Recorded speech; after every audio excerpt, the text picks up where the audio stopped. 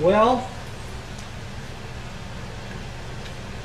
I've always kind of wanted to start off a poetry reading kind of like this. 1, 2, 1, 2, 3, 4. Dun dun dun dun dun dun dun dun dun dun dun dun dun dun dun dun dun dun dun. Not unusual to be loved by anyone. Ba-na-na-na-na. It's not unusual to have fun with anyone. But I would never begin to assume that anyone would ever critique a flower or would ever find the notion of a modern nation to be a death-by slow waltz. It's not unusual for a culture to see commerce in labels, the broad back of a name or word burdened with a segregating edge that expands the material process of class. I, for example, belong to a group of verb abusers. Membership depends on ignoring the past tense, and then we sing about markets as a many wormholed foam. The selves slide down into their chambers, locked and loaded and ready to explode into a sky that has already been paid for, hanging loosely above the land of opportunity. Gurtmuffel, noun from the German. Someone who doesn't wear a seatbelt. Critical thinking is motivated by the effort to transcend the tension and to abolish the opposition between the individual's purposefulness, spontaneity, and rationality, and those work process relationships on which society is built. Max Horkheimer.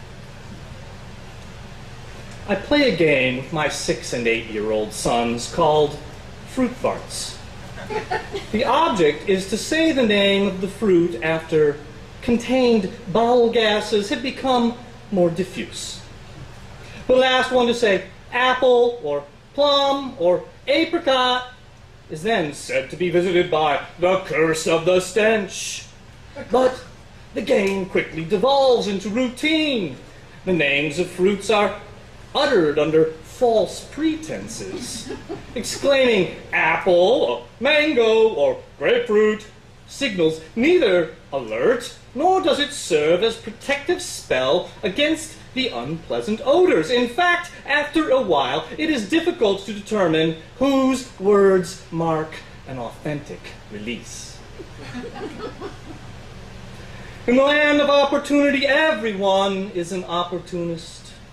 There are squirrels jumping inside of baby strollers and searching for bags of food. At the Ripley's Believe It or Not Museum, a man kisses a cobra 19 times to set a world record.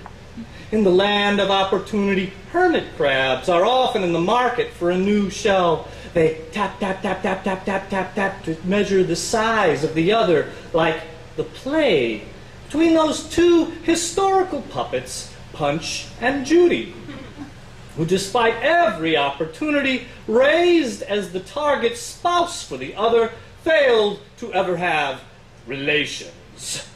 But if you should ever want to be loved by anyone, it's not unusual. It happens every day. No matter what you say, you find it happens when the mind is reorganized to forever sever the ties between work, rest, and play. And then the following Tuesday, in another tidy domain of the mind, poetry meets critical theory and karaoke. Handschuhschneeballwerfer, noun from the German. Someone who wears gloves to throw snowballs, signifying cowardice. My two sons are playing kitties again on a pile of blankets, the way I played Charlie the Lonesome Cougar with my babysitter, who appeased me by pretending to give me meat. Was I only seeking opportunity the way my sons do, by rubbing against their mother and meowing for an after-dinner treat? Meow for ice cream. Meow, meow for chocolate chip cookie. but they don't meow at me. Am I missing my felinity? Have I moved on to exclude and be excluded, that middle-class game that always makes me feel as if I'm going to be the first to get kicked out of the middle class because of my flare-ups of apathy towards it?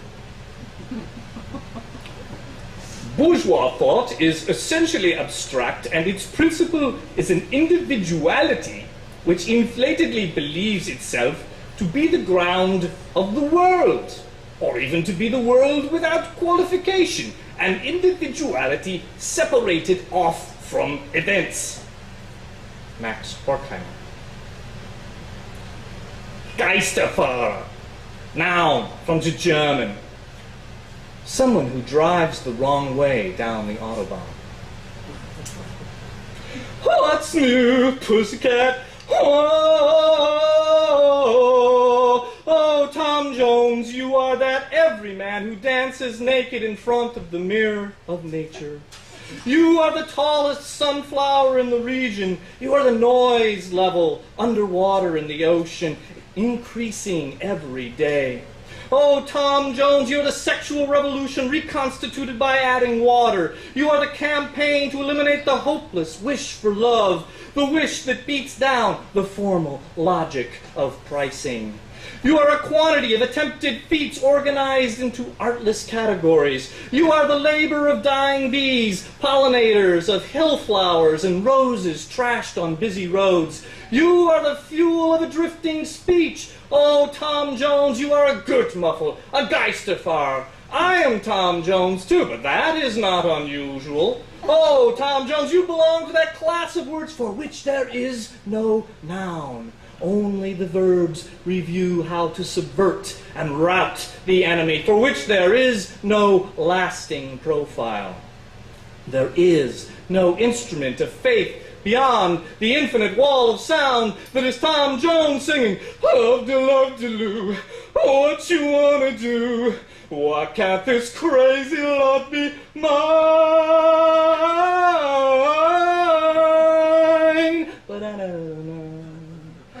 Why can't this crazy love be mired in a culture of commerce with its labels displayed on packages, on stamps and stickers, on the underside of furniture, deep in the guts of machines?